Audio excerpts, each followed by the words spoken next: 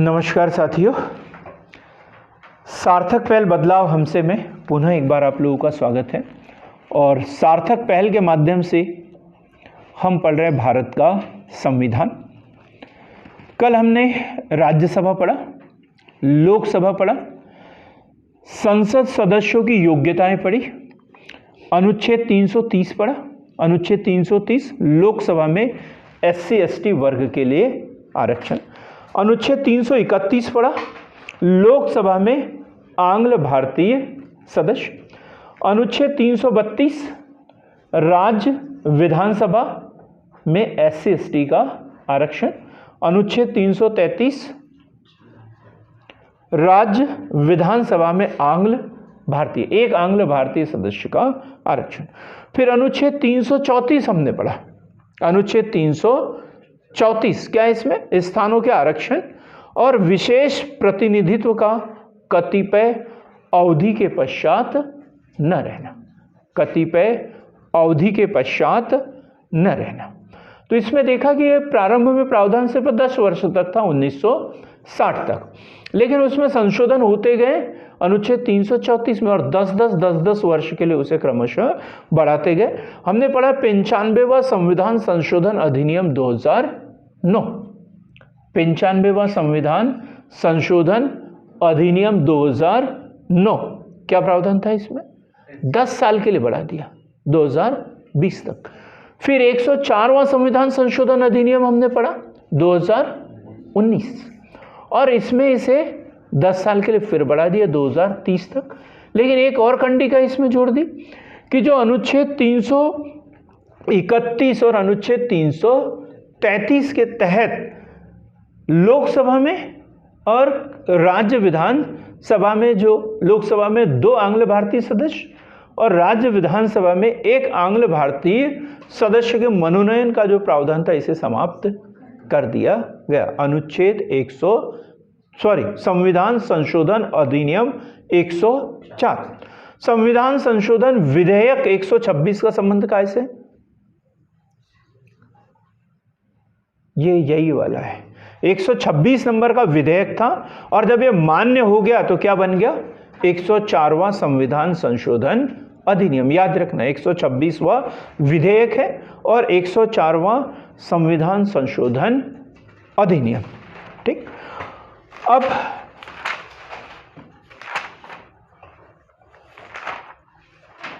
अनुच्छेद, कल किसी ने मेरे से क्वेश्चन पूछा था, एक क्या नाम है इनका, डहुआ वाले, जयंत कुमार। क्या क्वेश्चन था आपका, बताएं जरा।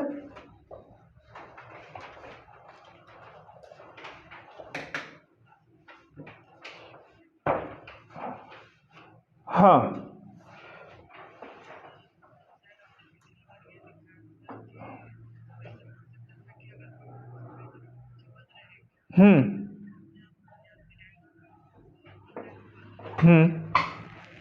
नहीं, ऐसा तो हमने नहीं बोला।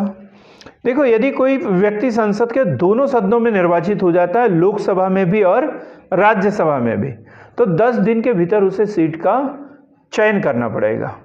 और यदि वो चयन नहीं करता है तो लोकसभा की सदस्यता उसकी समाप्त होगी।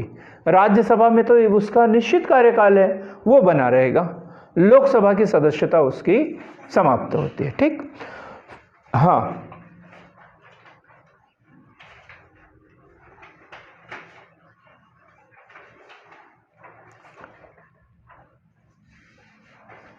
चलो, मेरे पास तो यही है। हाँ, स्वेच्छा से वो सीट छोड़ सकता है।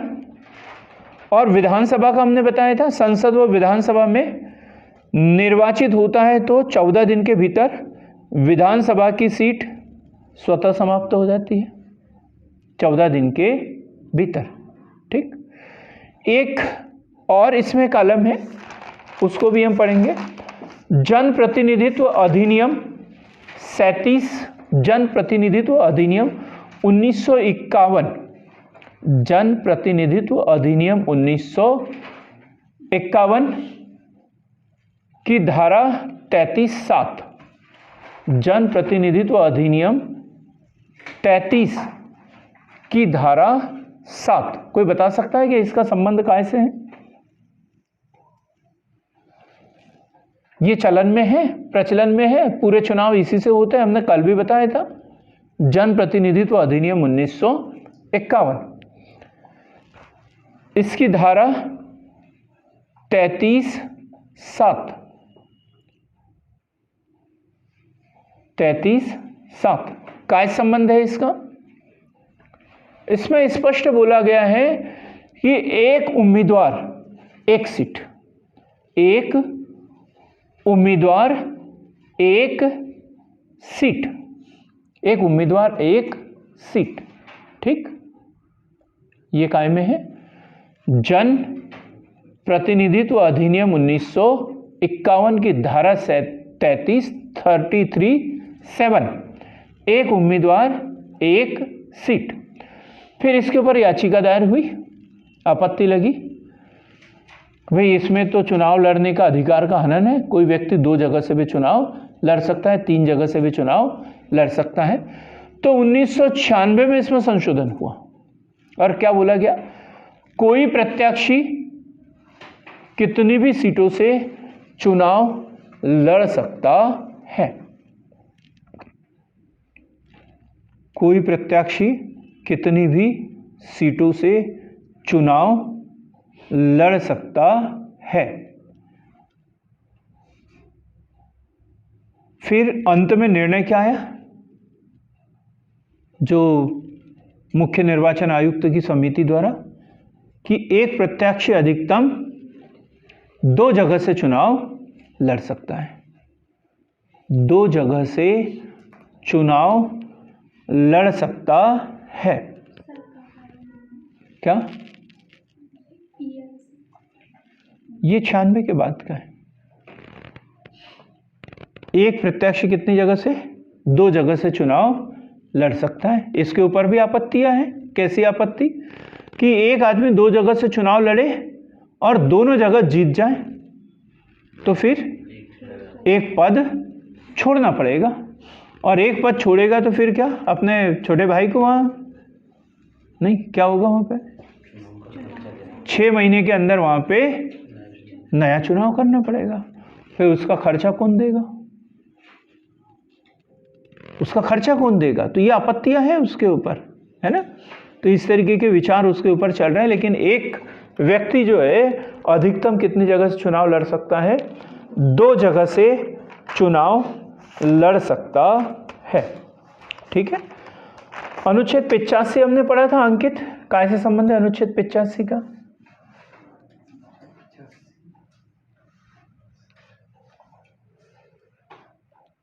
अनुच्छेद 85 का संबंध कैसे है? सर, लोकसभा सदस्यों का योग्यता। मत पढ़ो यार, तुम मत पढ़ो। अनुच्छेद 85 अमरदीप, हाँ, संसद सदस्य की योग्यता। हाँ प्रियंका, हाँ बताइए। संसद के सत्र, है ना, संसद के सत्र। नो सर और गलत बोलने से पहले 50 बार सोचना चाहिए ना। कितनी आसानी से नो सर बोल देते हैं ना, जैसे फ्री में मिल रहा हो, ऐसा हाथ डाला और ले लिया, जादू की छड़ी घुमाई हो, गलत और नो सर। जब इन्होंने मना कर दिया, मैंने कितनी बार बोला है कि एक जवाब जब गलत दे देता है तब मैं दूसरे से पूछता हूँ।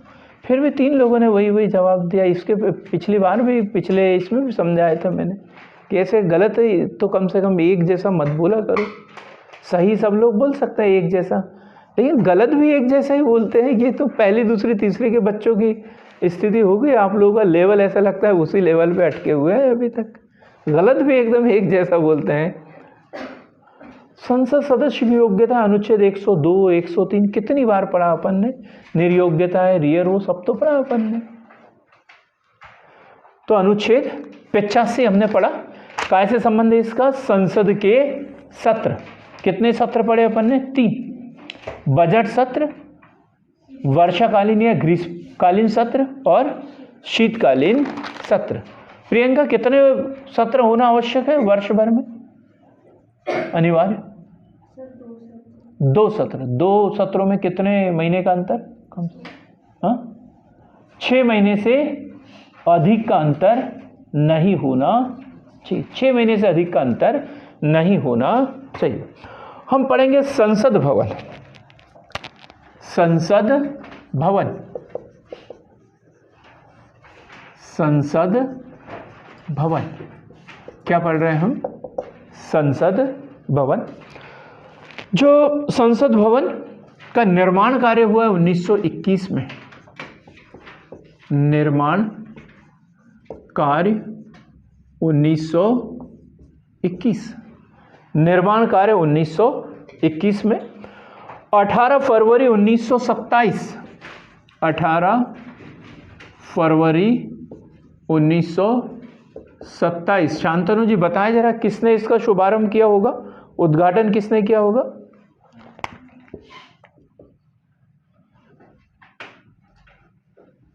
उद्घाटन हुआ इसका, किसने किया? अरे पता क्यों नहीं है आपको? पता क्यों नहीं है? सोचने की जरूरत ही महसूस नहीं करते। क्यों नहीं पता? नहीं पता तो पढ़ना छोड़ दो भाई, मत पढ़ो। 1927 में कौन था भारत का वायसराय? ये भी नहीं पता होगा, ये भी नहीं पता। Lord Irwin. लॉर्ड इरविन है ना, जिसको इतना पता नहीं है उसको पढ़ने का अधिकार नहीं है। उसको कहीं जाके वो कोई अलमारी वगैरह साफ करने का काम करना चाहिए। लॉर्ड इरविन हमने पढ़ा, गांधी इरविन समझौता सब तो पढ़ा ना। 1927,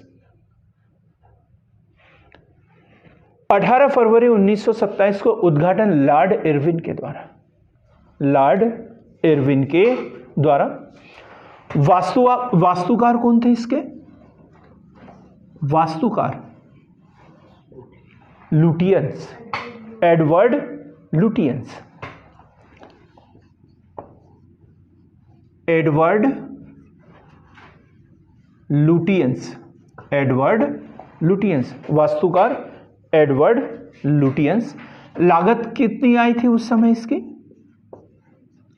लागत इसकी आई थी 83 लाख, 83 लाख रुपए, 83 लाख रुपए। आकार कैसा है इसका? आकार इसका गोलाकार। आकार कैसा है इसका? गोलाकार। और लोकसभा का आकार कैसा है? लोकसभा का आकार, लोकसभा का आकार कैसा है? ये देखो, ये इस तरीके से है पूरी क्या संसद भवन। अब ये यहां से ऐसा हो गया, एक तरफ राज्यसभा और एक तरफ लोकसभा। तो ये लोकसभा का आकार कैसा हो गया? हाँ, लोकसभा का आकार यू आकार का। क्या है? यू आकार है ना, यू बोलते हैं ना इसे, यू आकार। लोकसभा का जो आकार, लोकसभा भवन का जो आकार है वो यू आकार का है, यू आकार का है। अब हम देखेंगे नया संसद भवन। नया संसद भवन, नया संसद भवन। क्या नाम इसका? Ultra Vista, ultra Vista project, ultra Vista project. निर्माण कार्य कब प्रारंभ हुआ? कब निर्माण कार्य कब प्रारंभ हुआ? निर्माण कार्य प्रारंभ 10 दिसंबर 2020, 10 दिसंबर 2020 कोरोना काल में, 10 दिसंबर 2020, 10 दिसंबर 2020। और भूमि पूजन, भूमि पूजन, भूमि पूजन किसके द्वारा किया गया? PM Narendra Modi ji, PM Narendra Modi ji, PM Narendra Modi ji. कब तक पूरा करना है इसे? 2024 तक, नए चुनाव से पहले पूर्ण करना है। नियोजित तरीके से इसे पूर्ण करना है 2024 तक। बड़ा प्रश्न चिन्ह लगा था इसके ऊपर। क्या प्रश्न चिन्ह था? दीक्षा है कुछ पता? हेमलता चलाओ दिमाग। उस कोरोना काल की वजह से है ना, क्योंकि ये शुरू कब हुआ? 10 दिसंबर 2020 को। और उसके बाद में चूंकि 2024 में पूरा करना है तो पूरे भारत में लॉकडाउन लगा था। और तब ये इसकी रेत की, गिट्टी की, लोहे की, सीमेंट की गाड़ियाँ 24 घंटे वहाँ पर चल रही थी। और दूसरे चरण का लॉकडाउन देखो, उसमें क्या था? कॉमर्शियल वाहनों के ऊपर छूट थी, कॉमर्शियल वाहनों के ऊपर छूट थी, ताकि ये सब सामान जो है यहाँ पर पहुँचता ना। ये थोड़ा सा विवाद हुआ था इसके ऊपर, अखबारों की सुर्खियों में रहा था कि क्या इन लोगों के ऊपर लॉकडाउन नहीं, इन लोगों से बीमारियाँ नहीं फैलेगी, ये लोग बीमारी से पीड़ित नहीं होंगे? तो ये बात उसमें उठी थी।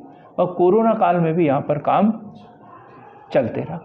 ठीक, तो ये थोड़ा सा बात उठी थी। तो नियोजित तरीके से इसे कब पूरा करना है? 2024 में ये पूर्ण हो जाएगा। क्षेत्र, इसका जो क्षेत्र है, रायसीना पहाड़ियों में, रायसीना हिल्स जिसे कहते हैं, रायसीना हिल्स से इंडिया गेट तक नई दिल्ली का केंद्रीय प्रशासनिक क्षेत्र पूरा इसके अंतर्गत। और अनुमानित लागत कितनी है इसकी? लिखा है आपकी कॉपी में? सर अभी पेपर लेके आए थे, उसमें क्वेश्चन आने वाला। कौन सा पेपर देके आए थे? सर सीएसई का। 13,450 करोड़, 13,450 करोड़। क्लियर हो गया? क्या पढ़ा हमने? संसद भवन और सेंट्रल विस्टा प्रोजेक्ट। ठीक है, क्वेश्चन बन सकता है क्योंकि अभी निर्माणाधीन है, तो इससे संबंधित क्वेश्चन किसी भी एग्जाम में बन सकता है। यह सांसद निधि क्या होती है? कोई बताए जरा। सांसद निधि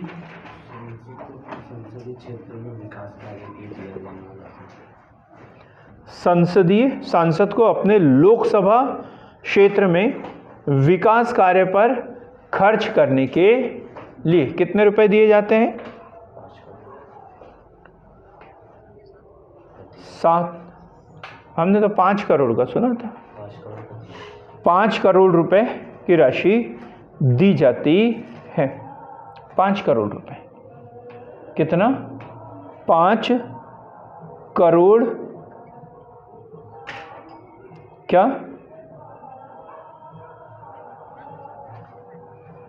अच्छा, देख लेना। वेतन कितना है इनका? संसद सदस्य की बात कर रहे हैं, कितना वेतन है? 1 लाख रुपए। भत्ते सहित होता है 2,11,833 रुपये, 2,91,833 रुपये, 2,91,833 रुपये। लेकिन क्या हुआ? कुछ परिवर्तन इसमें कम हुआ या ज़्यादा? कम हुआ या ज़्यादा, तो थोड़ा सा इसमें नोट करेंगे। वो अल्पावधि के लिए हुआ था, कोरोना काल और ये वो। तो इसमें संसद सदस्यों का वेतन, भत्ते और पेंशन, संसद सदस्यों का वेतन, भत्ते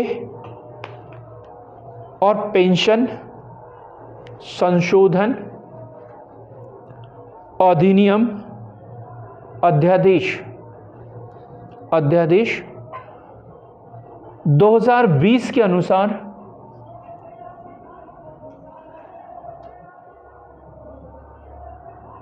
70,000 रुपये फिक्स कर दिया है।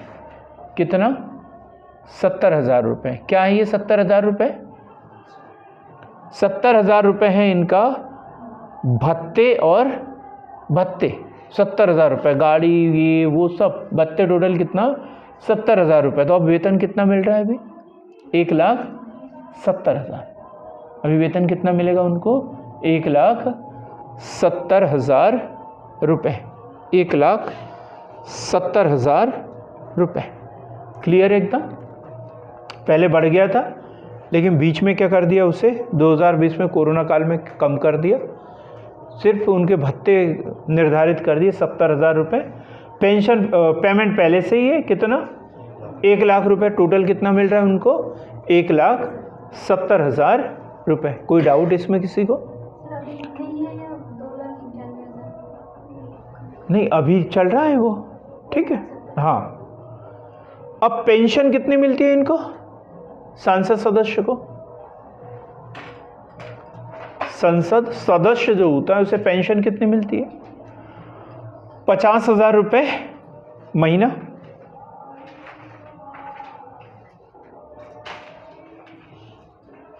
और 15,000 रुपये उनको भत्ता। तो टोटल कितना? 65,000 रुपये।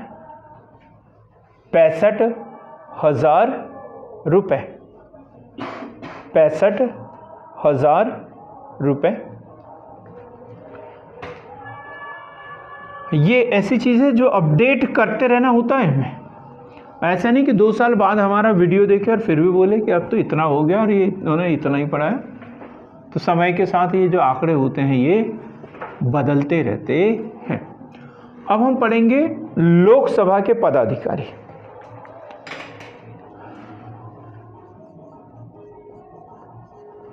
लोकसभा के पीठासीन अधिकारी या पदाधिकारी। तो लोकसभा के 2 पदाधिकारी होंगे। एक कौन होगा? लोकसभा का अध्यक्ष। और एक कौन होगा? लोकसभा का उपाध्यक्ष। नहीं जी, प्रोटेम स्पीकर तो पहले ही दिन होता है ना, पहली बैठक होती है तब प्रोटेम स्पीकर होता है। शपथ वगैरह दिलाते हैं और फिर उनका खेल खत्म, फिर काम खत्म, फिर वो सामान्य सदस्य हो जाता है, पदाधिकारी नहीं रहता वो। प्रोटेम स्पीकर मतलब सबसे सीनियर व्यक्ति, जो संसद का सबसे सीनियर व्यक्ति होता है वो, और शपथ दिलाते तक रहता है। पहली जो बैठक होती है उसकी अध्यक्षता करता है, सब लोग शपथ ले लेते हैं, फिर उसका काम खत्म, क्योंकि वहाँ पर अध्यक्ष और उपाध्यक्ष निर्वाचित हो जाते हैं। तो लोकसभा का अध्यक्ष की बात कर रहे हैं। तो लोकसभा के प्रथम बैठक के पश्चात अध्यक्ष को चुना जाता है।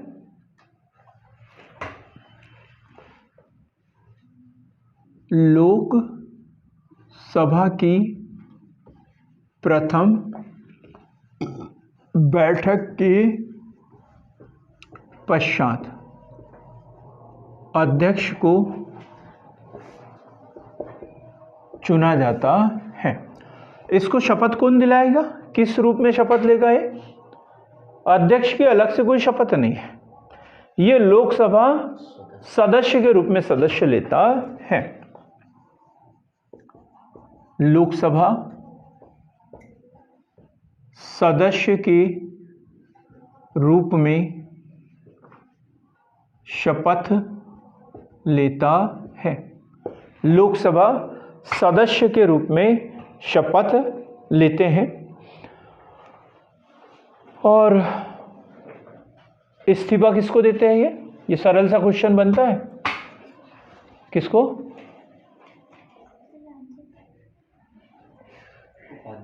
उपाध्यक्ष को देंगे, है ना।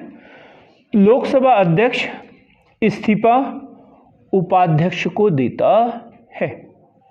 लोकसभा अध्यक्ष अपना इस्तीफा उपाध्यक्ष को देता है। लोकसभा के प्रथम अध्यक्ष कौन थे? कल बताया था, ऑनलाइन वाले बताए जरा।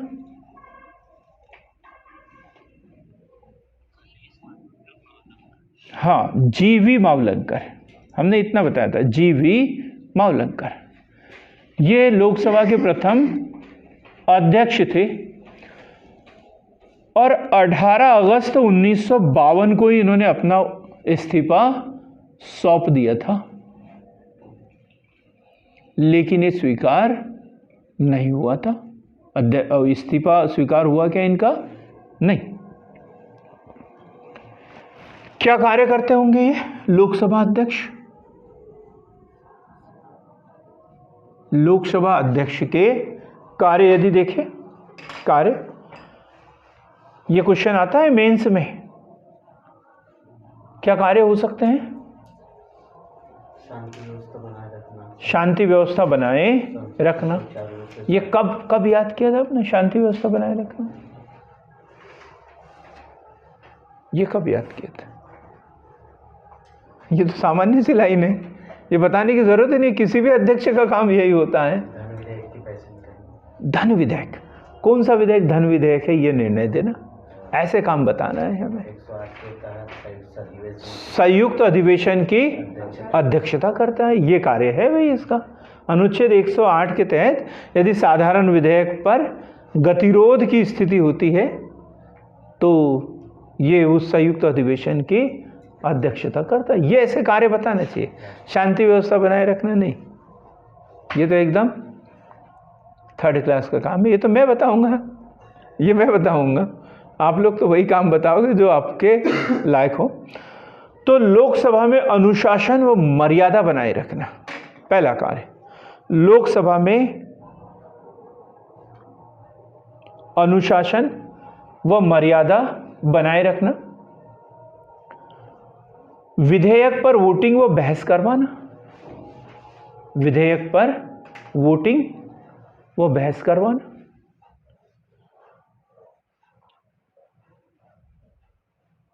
दूसरे सदन में बिल को भेजना,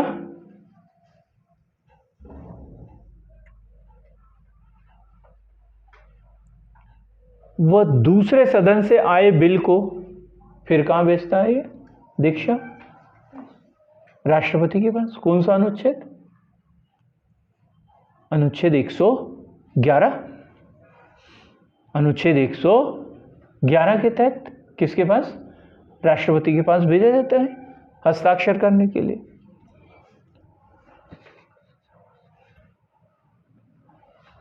अनुच्छेद 100, अनुच्छेद 100 है ये, अनुच्छेद 100, अनुच्छेद 100 बराबर मत होने पर निर्णायक मत देना। बराबर मत होने पर निर्णायक मत देना। याद रखना, एक एक पॉइंट ये हमें पता होना चाहिए धारा के। अनुच्छेद 100 बराबर मत होने पर निर्णायक मत देना। फिर अनुच्छेद 108, ये भी कार्य है। हाँ, क्या बताया? गतिरोध होने पर क्या होता है?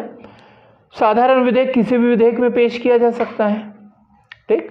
लोकसभा में पेश किया, फिर राज्यसभा भेज दिया, राज्यसभा ने उसके ऊपर आपत्ति लगा दी, अब गतिरोध हो गया ना वहां पर। तो इस स्थिति में राष्ट्रपति जो है संयुक्त अधिवेशन आमंत्रित करता है। देखो यहां क्वेश्चन छुपा हुआ है। संयुक्त अधिवेशन आमंत्रित कौन करता है? राष्ट्रपति, क्योंकि संसद के सत्र को आहूत करना बुलाना किसका काम है? राष्ट्रपति का काम है। तो ये भी संयुक्त अधिवेशन भी कौन आहूत करेगा? राष्ट्रपति। लेकिन उसकी अध्यक्षता अनुच्छेद 108 के तहत कौन करता है? लोकसभा अध्यक्ष। याद रखना, कौन बुलाता है और कौन अध्यक्षता करता है। तो अनुच्छेद 108 संयुक्त अधिवेशन की अध्यक्षता करता है। संयुक्त अधिवेशन की अध्यक्षता करता है। अनुच्छेद 110 यहां पर भी उसका कार्य है। बताएं, ऑनलाइन वाला कोई भी बता दे, अनुच्छेद 110 के तहत क्या कार्य है उनके? क्या प्रावधान है जी? बहुत बढ़िया। धन विधेयक की परिभाषा। वे कौन सा विधेयक धन विधेयक है, इसका निर्णय कौन करता है?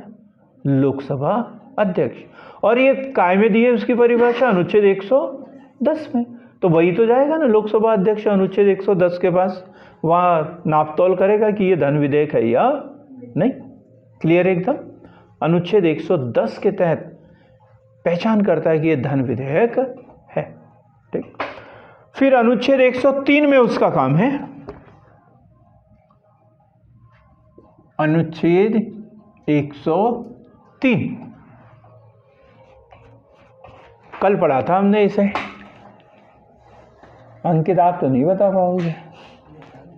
हाँ, बताओ ना। तो सर जी, कौन से संसद सदस्य की अयोग्यता किस आधार पर? सर ऊपर के 3 नहीं तो दल बदल के नीचे वाला दल बदल गया। वो ऊपर नीचे मैंने शॉर्टकट बताया था, एग्जाम में मत लिख के आ जाना ऊपर के 3। हाँ, नहीं तो नीचे के नंबर मिल जाएंगे 0 आपको। तो दल बदल के आधार पर हमने पढ़ा था 52वां संविधान संशोधन अधिनियम 1985 राजीव गांधी जी के समय 10वीं अनुसूची।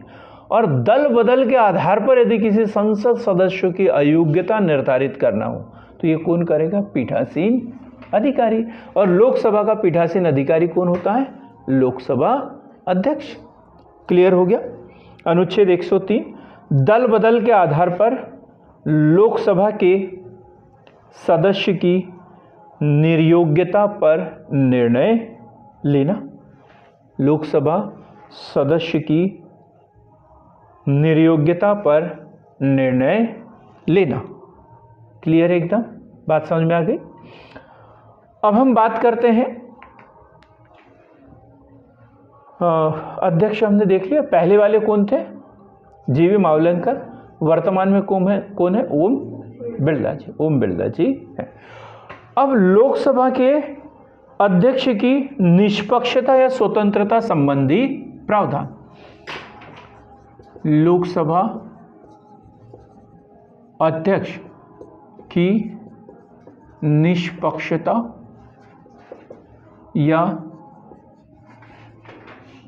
स्वतंत्रता संबंधी प्रावधान। क्योंकि भाई लोकसभा में तो सभी दल के सदस्य होते हैं, चाहे पार्टी जीती हो या हारी हो। निर्दलीय भी होते हैं, निर्विरोध भी हो सकते हैं, या रूलिंग पार्टी के भी हो सकते हैं, विपक्ष के भी हो सकते हैं। भी सबको बोलने का अधिकार वगैरह मिलना चाहिए। तो ये तो तब होगा ना जब ये निष्पक्ष रूप से काम करेगा। तो क्या है इसके लिए? तो लोकसभा का जीवन काल, मतलब पद की सुरक्षा है। पहला, पद की सुरक्षा। पद की सुरक्षा का प्रावधान किया गया है। पद की सुरक्षा अर्थात लोकसभा का जीवन काल ही उसका जीवन काल होता है। लोकसभा के बारे में हमने पढ़ा, कार्यकाल कितना है वैसे? 5 वर्ष। लेकिन यह अस्थायी सदन है, कभी भी इसे भंग किया जा सकता है। तो अकेले इसको तो टर्मिनेट नहीं कर सकते। लोकसभा भंग होगी तो ये भी होगा, लोकसभा नहीं होगी तो ये भी बना रहेगा। क्लियर है एकदम? तो पद की सुरक्षा अर्थात लोकसभा का जीवन काल ही उसका कार्यकाल होता है। लोकसभा अध्यक्ष को लोकसभा सदस्य को 2/3 बहुमत से ही 2/3 विशेष बहुमत लिखना, विशेष बहुमत से हटाया जाएगा, न कि उपस्थित एवं वोट देने वालों से।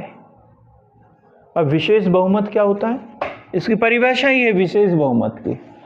क्या होता है, कुल सदस्यों का 2/3 और उपस्थित सदस्यों का 50%। तो सिर्फ उपस्थित सदस्यों के बहुमत से इसको नहीं हटा सकते। उपस्थित सदस्यों का 50% तो चाहिए ही, लेकिन कुल सदस्यों का कितना, 2/3 भी होना बहुत जरूरी है। इसे विशेष बहुमत कहते हैं। अमरदीप पता है विशेष बहुमत, दोनों चीजें एक साथ पालन होना चाहिए, तो उसे क्या बोलेंगे, विशेष बहुमत। तो इसे विशेष बहुमत द्वारा हटाया जा सकता है, वैसे नहीं। यदि चाहे कि रूलिंग पार्टी चाहे कि हम इसको हटा देते हैं, विपक्ष बोले कि हम इसको हटा देते, तो नहीं हटा सकते हैं। वेतन भत्ते भारत की संचित निधि पर आधारित है। वेतन भत्ते भारत की संचित निधि पर भारित है, संचित निधि पर भारित है, जिनमें कोई अलाभकारी परिवर्तन नहीं किया जा सकता। कोई अलाभकारी परिवर्तन नहीं किया जा सकता। कोई अलाभकारी परिवर्तन नहीं किया जा सकता है। लाभ का पद हुआ नहीं? हाँ? लाभ का पद हुआ ना, लोकसभा अध्यक्ष का लाभ का पद कैसे होगा? संचित निधि पर भारी। अरे भाई लोकसभा सदस्य बना है तब तो उसे वेतन मिल रहा है ना वहां से। लाभ का पद मतलब दूसरों को पहले ही, जब वो चुनाव ही नहीं लड़ सकता है ना। ठीक, लास्ट पॉइंट लिखेंगे, लोकसभा को संचालित करने के लिए उसकी शक्ति को, लोकसभा को संचालित करने के लिए उसकी शक्ति को न्यायालय क्षेत्र से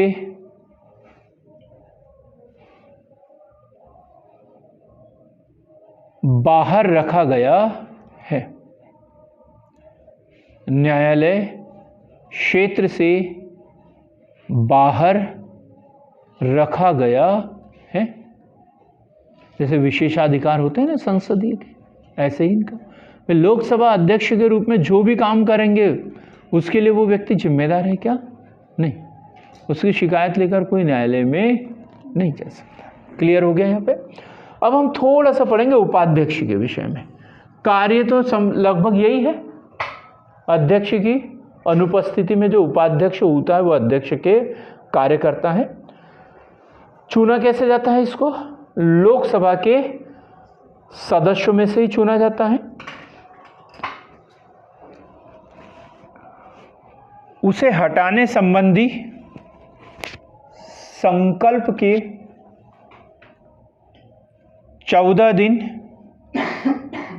पहले सूचना दी जाती है।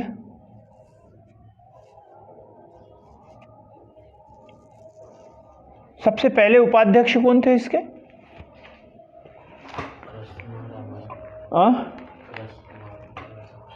हाँ, और कोई बताएं? जल्दी बताएं। पहले उपाध्यक्ष लोकसभा के पहले उपाध्यक्ष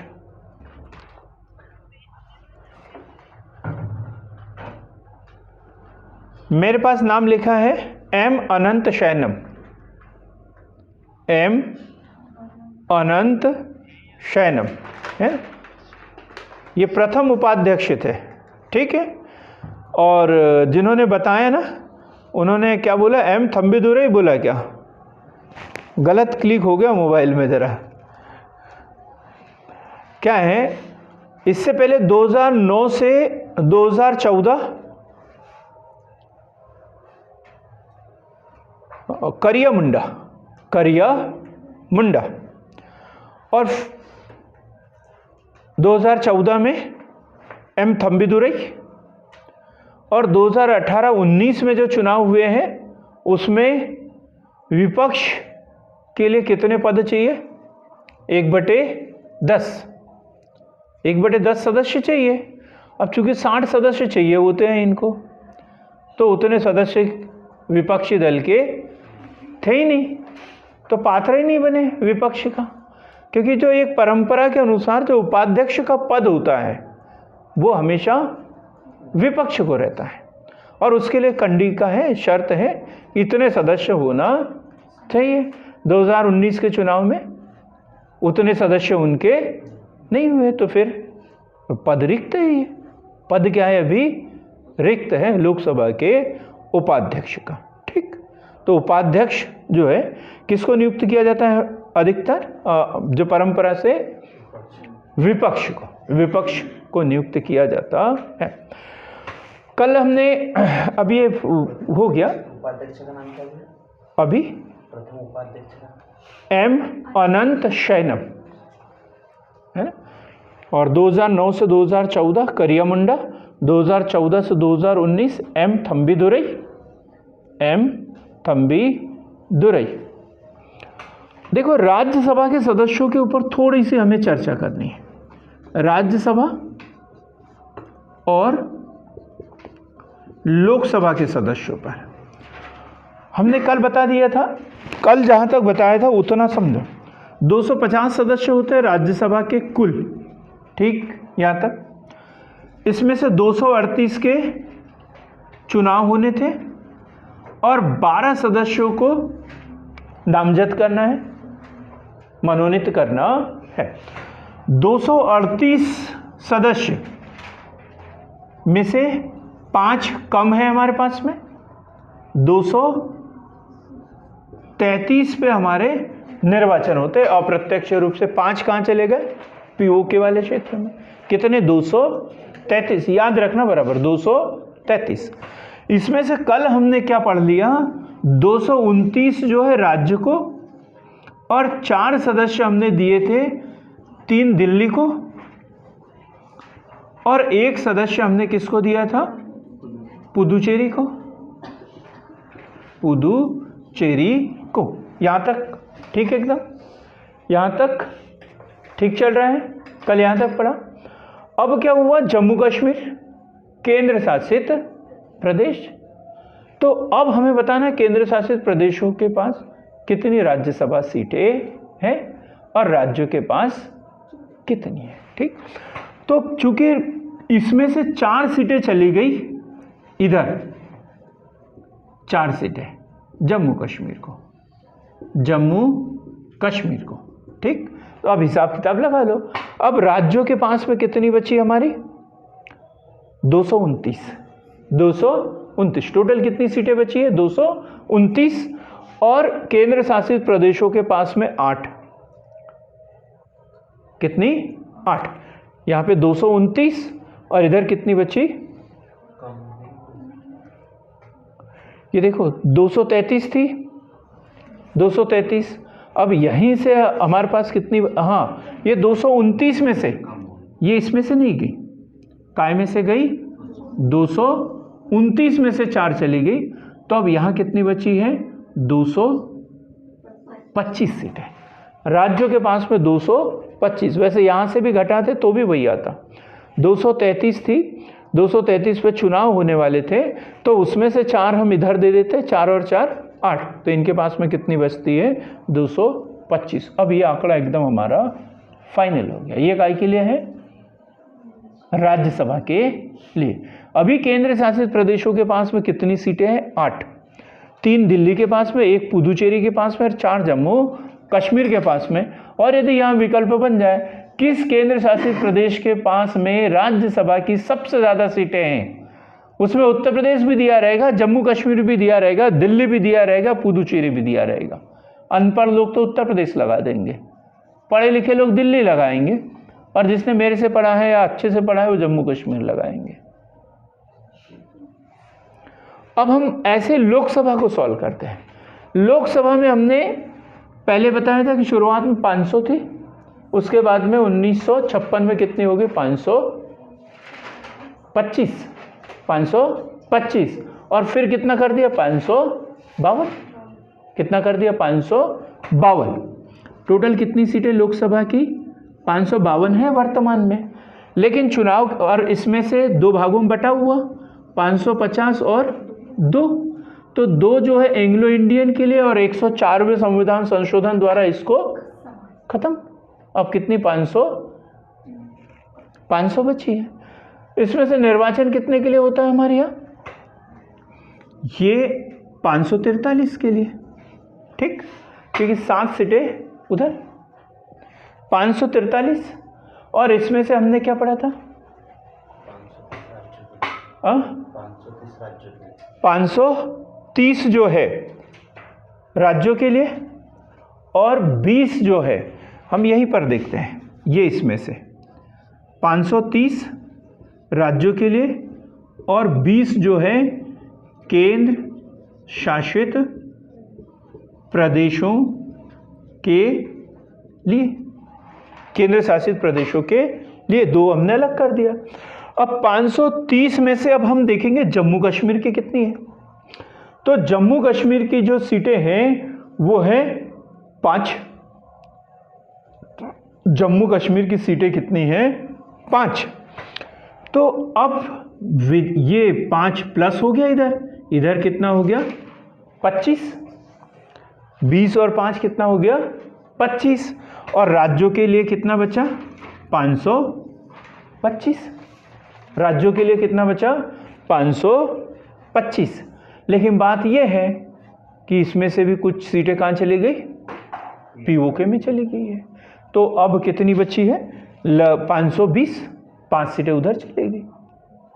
याद रखेंगे बराबर, ये याद रखने की ज़रूरत है। ये आंकड़ा हमें याद रखना है। 550 और 2, 550 को 2 भागों में बांटा, 530 और 520। अब इसमें से जम्मू कश्मीर की 5 सीटें निकाल देंगे तो ये कितनी हो जाएगी? 25। ये कितनी हो जाएगी?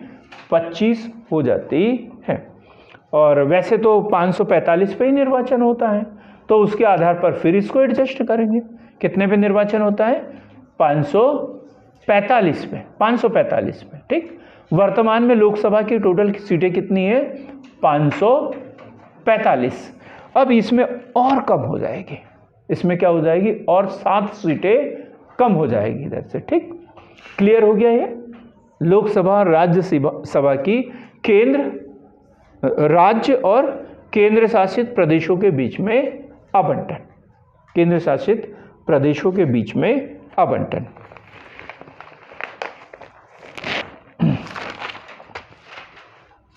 अब हम पढ़ेंगे संसद की शक्तियां एवं कार्य। बड़ा सरल सा क्वेश्चन है, कठिन भी हो सकता है। एक एक अनुच्छेद को देखते हुए हम पढ़ेंगे इसे, तो हमें याद हो जाएगा। और यदि सोचे कि अनुच्छेद को छोड़ देते हैं और वैसे ही याद करते चले, तो फिर इसके लिए हमें एक और जन्म लेना पड़ेगा। आप चाहो तो ले भी सकते हो, बहुत समय है। आज एक सरल सा क्वेश्चन पूछ लिया। आज मैं गेस्ट लेक्चर के लिए गया था, उनसे सरल सा क्वेश्चन पूछा अमरदीप मैंने। आप लोगों से भी पूछ लेता हूँ, पूछ लो। जिंदगी कितनी बार मिलती है? एक बार मिलती है। मौत कितनी बार मिलती है? एक बार मिलती है। जिंदगी बार बार मिलती है। कैसे? कैसे मिलती है जिंदगी बार बार? प्रियंका बताओ। मौत एक बार मिलती है और जिंदगी? बताइए मैडम। एक ही बार मिलती है। यही तो हमारी गलतफहमी है। जिंदगी हमें हर सांस पे मिलती है, हर सांस पे।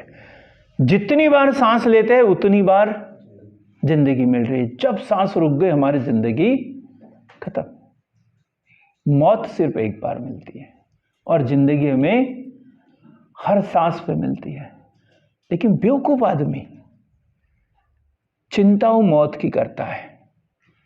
और जिंदगी को जलाते जाता है फालतू फ्री फुकट में, जो इतनी कीमती जिंदगी जिसे हर बार मिल रही है उसे क्या करता है, वो जाने देता है।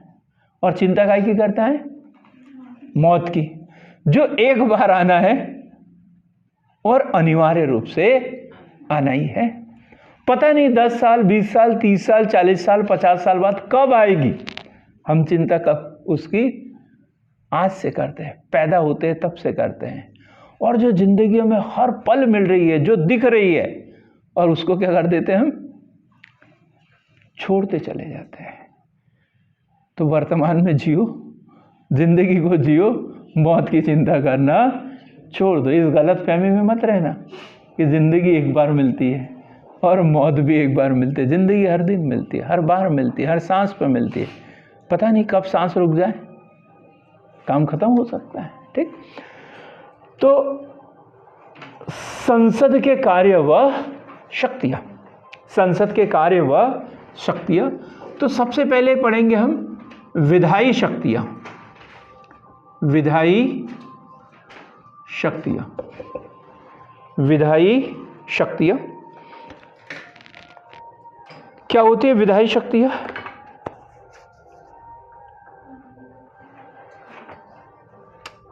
हाँ, विधायी शक्तियां कानून बनाने की शक्ति, विधि बनाने की शक्ति, कानून बनाने की शक्ति, विधि बनाने की शक्ति। और ये दिया हुआ है अनुच्छेद 107 से अनुच्छेद 111 तक। अनुच्छेद 107 से अनुच्छेद 111 तक हम पढ़ेंगे इसे पूरा। जब विधि निर्माण प्रक्रिया हम पढ़ेंगे, विधेयक कितने प्रकार के होते हैं वो सब हम इसमें पढ़ेंगे। अभी इतना ही लिख दे, कानून बनाने की शक्ति। फिर एक कार्यकारी शक्तियां,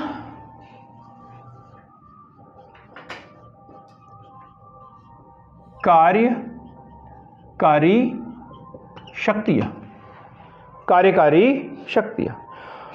अब इसमें यदि देखो, हम अभी संसद की पढ़ रहे हैं, तो राज्यसभा की पूछे तो राज्यसभा के लिख लेना, लोकसभा की पूछे तो लोकसभा के लिख लेना। थोड़ा सा अंतर है इसमें। विधायी शक्तियों में लिखेंगे काय का साधारण विधेयक, धन विधेयक राज्यसभा में प्रस्तुत नहीं किया जा सकता, ये सब बातें विधायी इसमें लिखेंगे।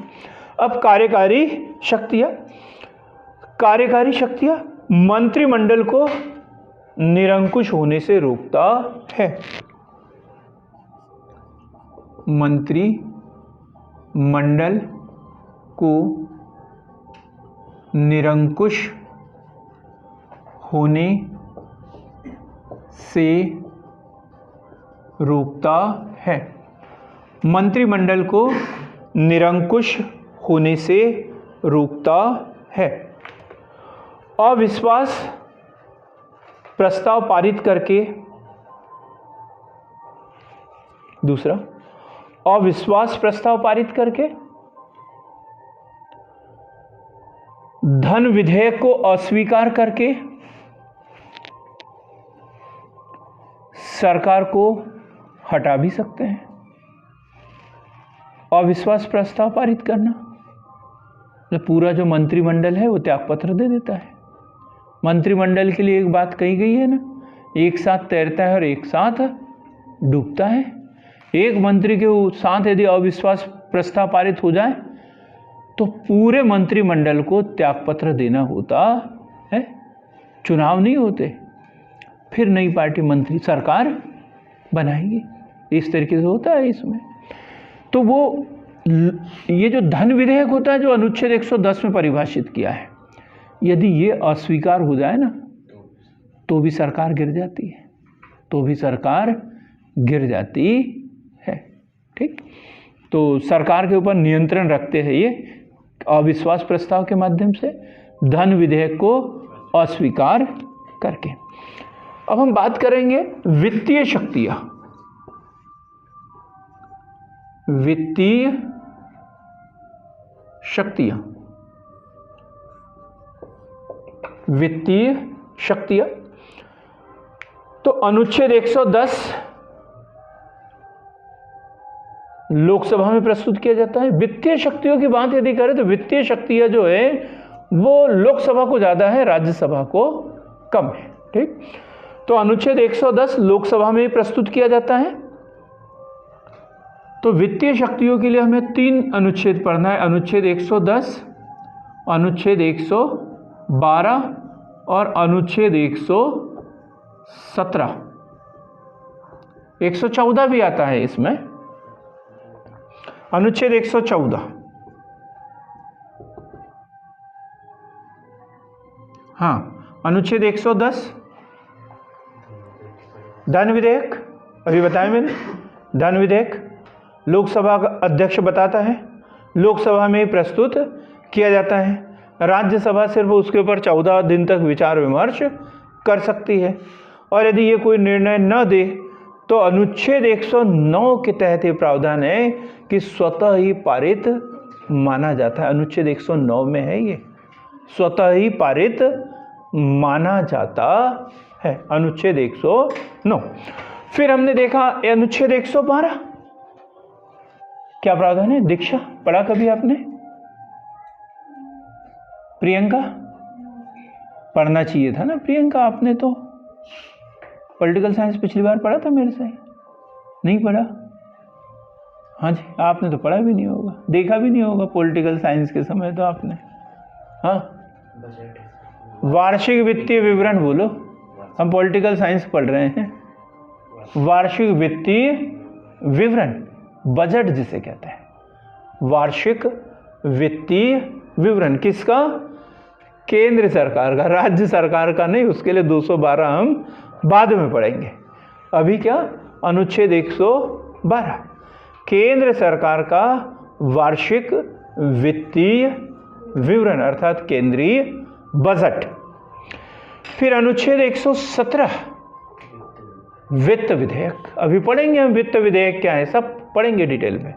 अनुच्छेद 117 वित्त विधेयक, बस कुछ नहीं है। वित्त विधेयक मतलब धन से संबंधित विधेयक होते हैं ये, लेकिन अनुच्छेद 110 में कुछ शर्तें दी है, उन शर्तों से संबंधित आर्थिक विधेयक है तो धन विधेयक है, और आर्थिक विधेयक है लेकिन वो 2-3 शर्तें नहीं है, तो फिर कौन सा विधेयक होगा? वित्त विधेयक। क्या होगा?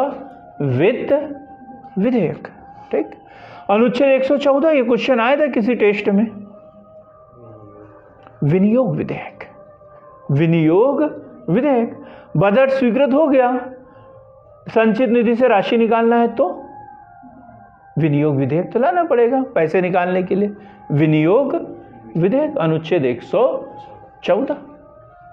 तो ये कैसे संबंधित है? वित्तीय शक्तियां, वित्तीय शक्तियां। बात समझ में आई अंकित? पक्कों में? कल पूछूंगा मैं, कल मत बोलना कि सॉरी सर। विनियोग विधेयक। ठीक, अब हम बात करते हैं संवैधानिक शक्तियां।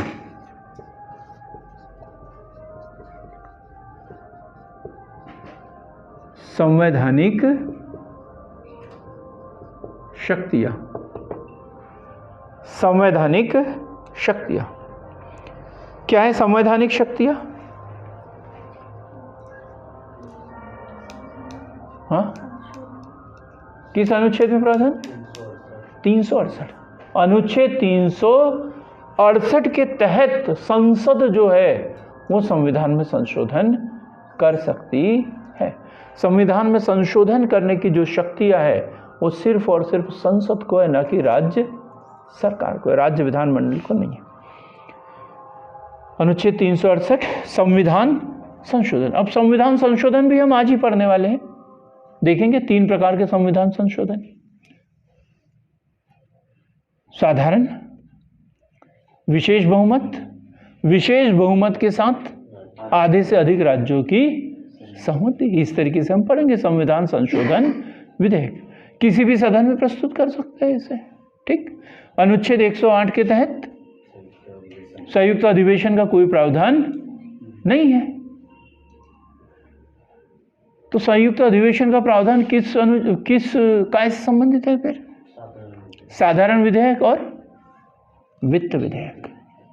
वित्त विधेयक, वित्त विधेयक जो 17(2) में परिभाषित किया हुआ रहेगा वो भी साधारण विधेयक की तरह ही प्रस्तुत होता है। हम डिटेल में पढ़ेंगे उसे, ठीक। अब न्यायिक शक्तियां पढ़ेंगे, इसको हम 368 लिख के छोड़ देंगे। संविधान संशोधन अनुच्छेद 368 के तहत, और ये शक्तियां दोनों को बराबर है संविधान संशोधन की, राज्यसभा को भी और लोकसभा को भी, क्योंकि संविधान संशोधन विधेयक दोनों सदनों को पृथक पृथक पारित करना होता है, ठीक। अब हम पढ़ेंगे न्यायिक शक्तियां। न्यायिक शक्तियां कौन सी शक्ति है भाई? न्यायिक शक्ति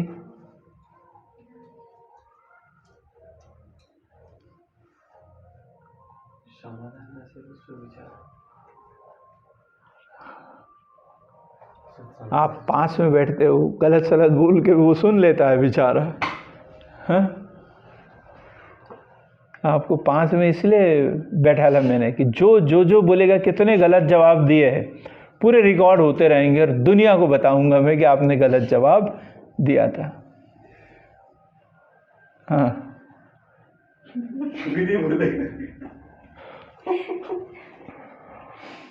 अनुच्छेद 61 महाभियोग है ना। महाभियोग में निर्णय करते हैं कि नहीं एक दोषी है या नहीं है, तो न्यायिक शक्ति है, मतलब निर्णय करने की शक्ति। तो लिखेंगे अनुच्छेद 61 से संबंधित महाभियोग और निर्वाचन संबंधी शक्तियां हैं कुछ इनकी। राष्ट्रपति, उपराष्ट्रपति, राष्ट्रपति का निर्वाचन भाग लेते हैं संसद सदस्य, उपराष्ट्रपति का निर्वाचन भाग लेते हैं संसद सदस्य, लोकसभा अध्यक्ष का निर्वाचन, राज्यसभा के उपसभापति का निर्वाचन, सभापति का नहीं करते वो लोग, वो तो पदेन होता है, राज्यसभा के उपसभापति का निर्वाचन,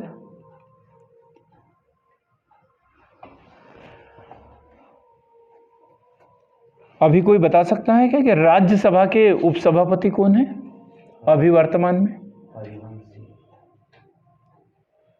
हरिवंश नहीं जी, राज्यसभा के उपसभापति हरिवंश नारायण सिंह, लिखो ना, हरिवंश नारायण सिंह। और राज्यसभा के जो सभापति हैं वो है जगदीप धनखड़ जी, जो कि भारत के उपराष्ट्रपति हैं। जो उपराष्ट्रपति होंगे वो राज्यसभा के पदेन एक्स ऑफिसो होंगे, ठीक। सभापति, राष्ट्रपति तो पता ही है आप लोगों को। क्लियर यहां तक?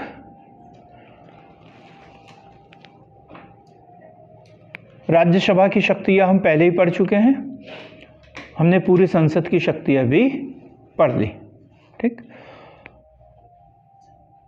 संयुक्त शक्तियां कौन कौन सी होती है, ऐसी जनरली चर्चा कर लेते हैं। संयुक्त मतलब जो राज्यसभा और लोकसभा दोनों साथ साथ काम करते तो वो क्या कहलाएगी? संयुक्त शक्तियां। जैसे महाभियोग, राष्ट्रपति उपराष्ट्रपति का निर्वाचन, प्रधानमंत्री तथा अन्य मंत्रियों की नियुक्ति करना, यह है क्या संयुक्त शक्तियां? ये तो नहीं है, ये नहीं है, ये तो राष्ट्रपति मंत्रिपरिषद, ठीक। अब हम बात करेंगे विधायी प्रक्रिया। विधायी प्रक्रिया को हम पढ़ेंगे, इसको जरा व्यवस्थित तरीके से पढ़ना है, बड़ा क्वेश्चन आता है। हाँ सर, टेस्ट में क्वेश्चन आता है कि मतलब वो थोड़ा सा कंफ्यूज है। हाँ। तो संसद किसी एरिया या क्षेत्र में विस्तार कर सकती है या राष्ट्रपति करता है? ये हाँ? टेस्ट में आया था क्वेश्चन, मुझे एकदम से आता है। मतलब तो राष्ट्रपति कैसे कर सकता है? संसद संसद करेगी, वो तो संसद को है ना ये अधिकार, तो ठीक। अब हम पढ़ेंगे संसद की विधायी प्रक्रिया पढ़ रहे हैं हम। विधायी प्रक्रिया बड़ा क्वेश्चन है। तो सबसे पहले हम विधेयक बिल, हिंदी के पेपर में आता है बिल और एक्ट, बिल और एक्ट। जैसे हमने 104वां एक्ट पढ़ लिया और बिल कौन सा था, वो 126वां। तो बिल क्या है, विधेयक। और जब वो पारित हो जाए और राष्ट्रपति हस्ताक्षर कर दे तो वो क्या बन जाता है, एक्ट। फिर क्या बन जाता है, वो कानून बन जाता है, एक्ट बन जाता है। तो सर्वप्रथम हम विधेयक की बात करें तो विधेयक क्या है, एक विचार है जो सदन में रखा जाता है कि हमें ऐसा कुछ करना है। स्वीकृत हो जाए तो कानून बन जाए, अस्वीकृत हो जाए तो कुछ नहीं। ठीक। तो विधेयक जो है वो दो प्रकार के, दो भागों में बांटा गया है। पेश करने के आधार पर, पेश करने के आधार पर, और फिर प्रक्रिया के आधार पर, प्रक्रिया के आधार पर। पेश करने के आधार पर दो प्रकार के बिल होंगे। जयंत कुमार बता सकते हैं क्या आप?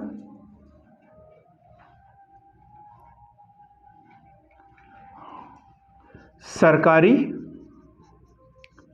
विधेयक और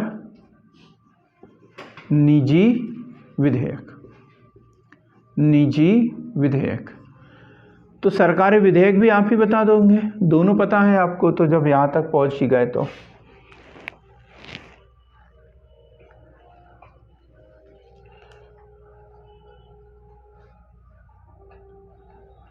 अन्य किसी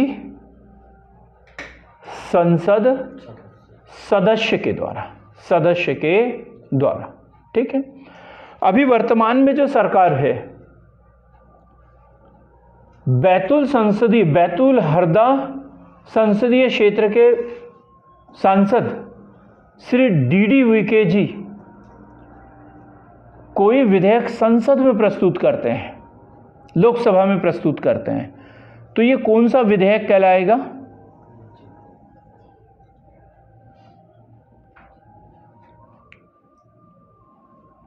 प्रियंका,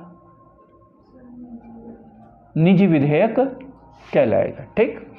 तो मतलब मंत्री की बात कर रहे हैं, जो मंत्री है, मंत्रिमंडल का जो सदस्य है, कोई भी मंत्री यदि विधेयक प्रस्तुत कर रहा है तो वो सरकारी विधेयक है।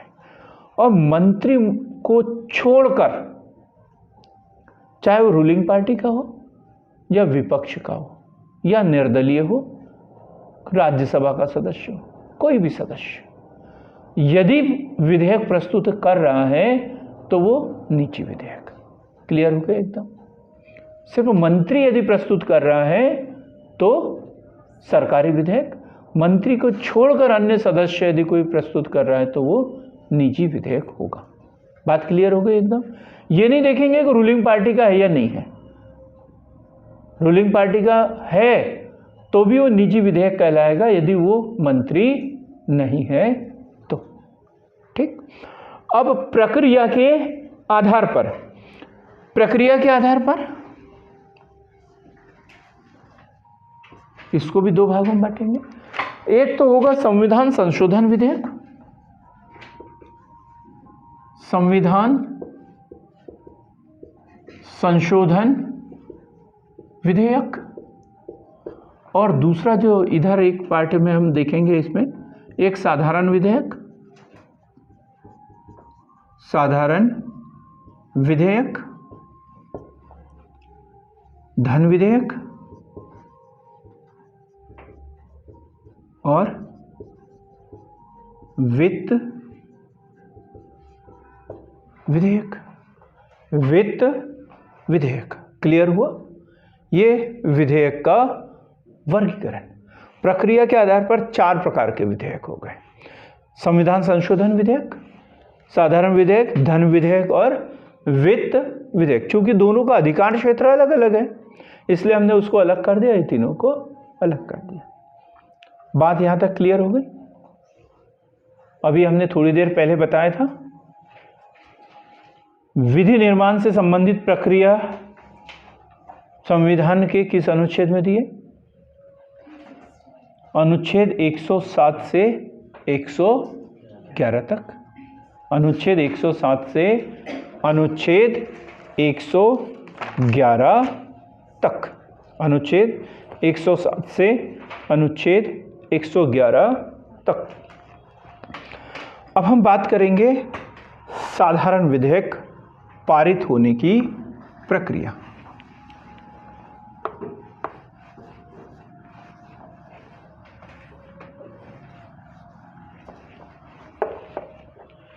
क्या पढ़ेंगे?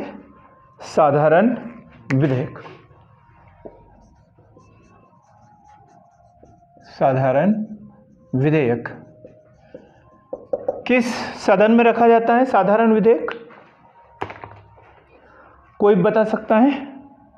साधारण विधेयक किस सदन में रखा जाता है? किसी भी सदन में रखा जा सकता है।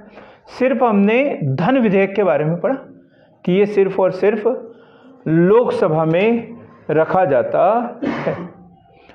तो हम बात कर रहे हैं साधारण विधेयक। साधारण विधेयक तो अनुच्छेद 107, अनुच्छेद 107 क्या प्रावधान है? साधारण विधेयक संसद के किसी भी सदन में प्रस्तुत किया जा सकता है।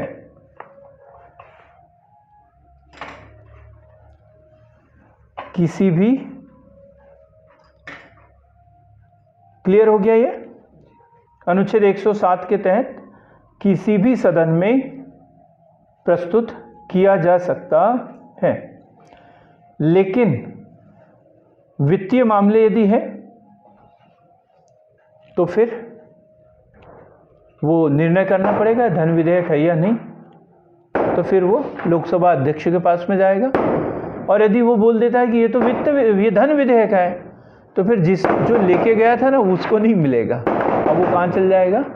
लोकसभा में चला जाएगा। ठीक, अब हम बात करते हैं प्रथम चरण। प्रथम चरण, प्रथम चरण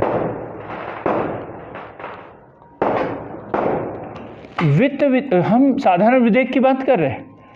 साधारण विधेयक जो है निजी विधेयक हो सकता है या सरकारी? दीक्षा आप बताओ, साधारण विधेयक निजी विधेयक होता है या सरकारी विधेयक होता है? सरकारी होता है, पक्का? नहीं, कुछ तो है उसमें, कुछ तो सोचने लायक बात है। दीक्षा गुस्सा मत हो, आपसे भी पूछ रहा हूं मैं। नहीं, प्रियंका,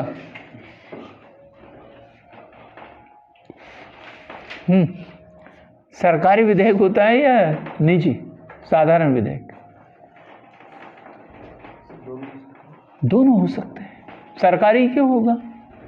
फिर कोई भी सदन में कोई भी सदस्य से प्रस्तुत कर सकता है, तो ये सरकारी भी हो सकता है और निजी भी हो सकता है। ये पहली लाइन इसकी। ठीक, इसके अंतर्गत किसी भी विधेयक को संसद में प्रस्तुत किया जा सकता है।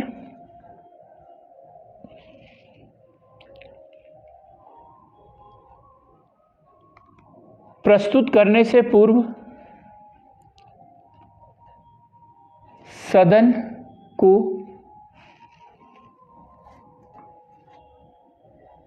अग्रिम सूचना देना होता है।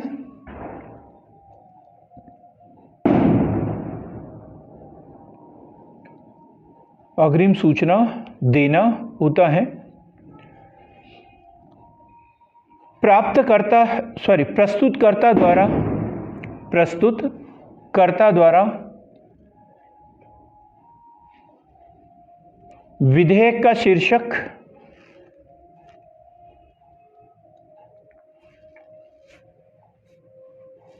व इसका उद्देश्य बताना होता है।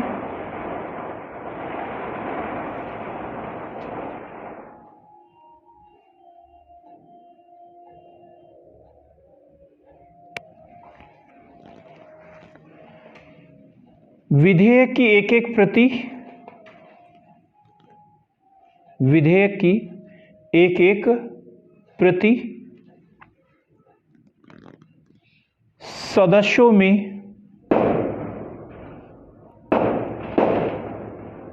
अनुमति हेतु बांट दी जाती है।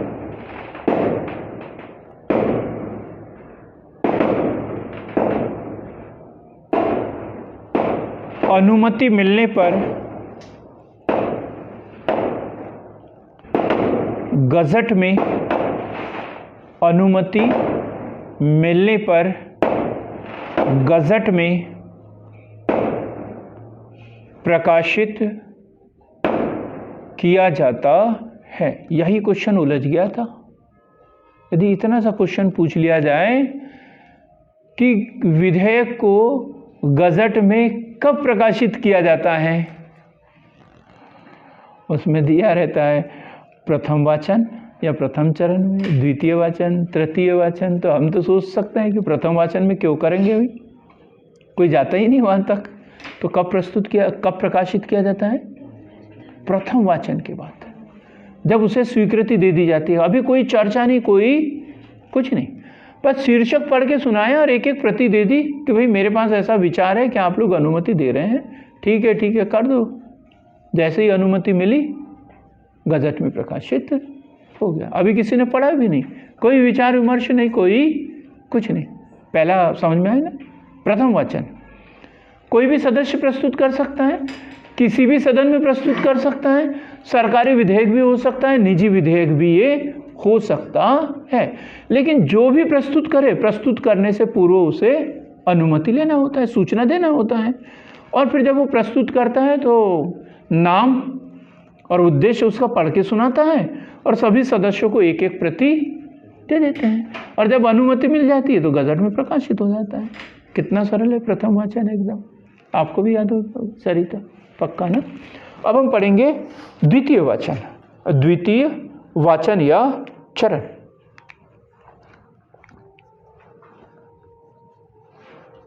द्वितीय वाचन, द्वितीय वाचन। अब इसमें क्या होगी? गहन चर्चा, गहन चर्चा, गहन चर्चा होगी। गहन चर्चा के बाद विधेयक के प्रत्येक भाग पर चर्चा, विधेयक के प्रत्येक भाग पर चर्चा। और इसके 3 स्तर होते हैं। इसमें 3 स्तर, इसमें कितने स्तर? 3 स्तर होंगे। साधारण बहस की अवस्था, साधारण बहस की अवस्था, साधारण बहस की अवस्था, सामान्य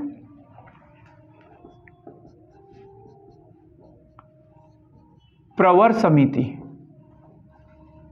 प्रवर समिति या संयुक्त समिति को सौंपना, संयुक्त समिति को सौंपना। और तीसरे स्तर पर क्या होगा? विचार। और विचार में क्या होगा? वोटिंग। और वोटिंग में क्या होगा? स्वीकृति या अस्वीकृति। इसको समझते अच्छे से हम। अब ये इतनी अवस्था होगी। क्या होगी इस पे? द्वितीय वाचन में क्या होगा? उसी सदन में, जिस सदन में प्रस्तुत किया अभी वहीं पे है विधेयक, वहां पे क्या हुआ? गहन विचार विमर्श हुआ इसके ऊपर। गहन विचार विमर्श के लिए एक सबको बैठाला, सबको एक कॉपी दे दी गई और फिर उसके ऊपर बहस हुई। अब यदि उनको लग रहा है कि ये जो विचार है भाई हम लोग तो ऐसे ही हैं, तो विशेषज्ञों को बुला लो, एक प्रवर समिति बना लेते हैं, विशेषज्ञ लोग बैठालते हैं। जैसे पर्यावरण से संबंधित कोई मुद्दा है तो पर्यावरण से संबंधित लोग लाएंगे, उसमें वैज्ञानिक लोग, विशेषज्ञ लोग, ऐसे लोगों को। या कोई संयुक्त समिति को सौंप देता है जिसमें अलग अलग विभाग के विशेषज्ञ हो।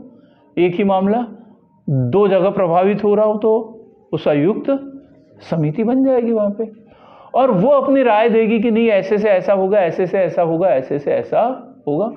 अब एक एक पहले तो विधेयक की प्रति दी थी, ठीक। अब यहाँ पे समिति ने कुछ प्रस्ताव, कुछ संशोधन कुछ दिए, तो उसकी भी कॉपी लगाकर फिर सदस्यों को दे दी। सदस्यों ने अब विचार किया।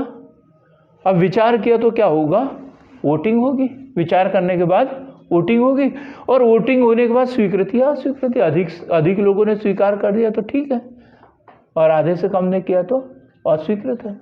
स्वीकृत हो गया तो दूसरे सदन में, और अस्वीकृत हो गया तो खेल खत्म। बात यहाँ तक क्लियर हो गई। अब कहाँ पहुँचेंगे हम, तृतीय वाचन। तृतीय वाचन, और इसमें यही हुआ, ये स्वीकृति या अस्वीकृति, स्वीकृति या अस्वीकृति, और स्वीकृत हुआ तो कहाँ जाएगा वो, अगले सदन में। चतुर्थ अवस्था, चतुर्थ अवस्था है, ये वाचन नहीं है। वाचन तो 3 ही होते हैं, वाचन तो सिर्फ 3 ही होते हैं। अब यहाँ पर हो गया, ये यहाँ पर ये हम नहीं लिखेंगे, स्वीकृति या अस्वीकृति हेतु, स्वीकृति या अस्वीकृति हेतु। और तृतीय वाचन में क्या हुआ, स्वीकृति या अस्वीकृति हो गई उसकी, और स्वीकृत हो गया तो चतुर्थ अवस्था में क्या हो गया, विधेयक का दूसरे सदन में भेजा जाना, विधेयक का दूसरे सदन में भेजा जाना। लोकसभा ने पारित किया तो राज्यसभा में आएगा, राज्यसभा ने पारित किया तो फिर लोकसभा में जाएगा, ठीक। अब पंचम अवस्था, पंचम वाचन नहीं बोला हमने, पंचम अवस्था, और इसमें भी वही प्रक्रिया होगी, साधारण बहस की अवस्था हो सकती है। समिति स्तर को सौंप सकते हैं, विचार होगा, वोटिंग होगी, फिर स्वीकृति या अस्वीकृति होगी। स्वीकृति या अस्वीकृति होने पर वो कहाँ चल जाएगा, नहीं तो स्वीकृत होने पर या अस्वीकृत होने पर किसी भी कंडीशन में वो उसी सदन में जाएगा जिस सदन से वो आया था, जिस सदन से आया था। रहने दो उसको, क्या हो गया, चार्जिंग खत्म हो गया, हाँ चालू है। अब क्या होगा, पंचम अवस्था देख रहे हैं हम उसकी। पंचम अवस्था स्वीकृत, चतुर्थ अवस्था में क्या पढ़ा अपन ने, विधेयक का दूसरे सदन में जाना, विधेयक का दूसरे सदन में जाना। इसके बाद में विचार विमर्श ये होगा सब यहाँ पे। अब देखेंगे पंचम अवस्था,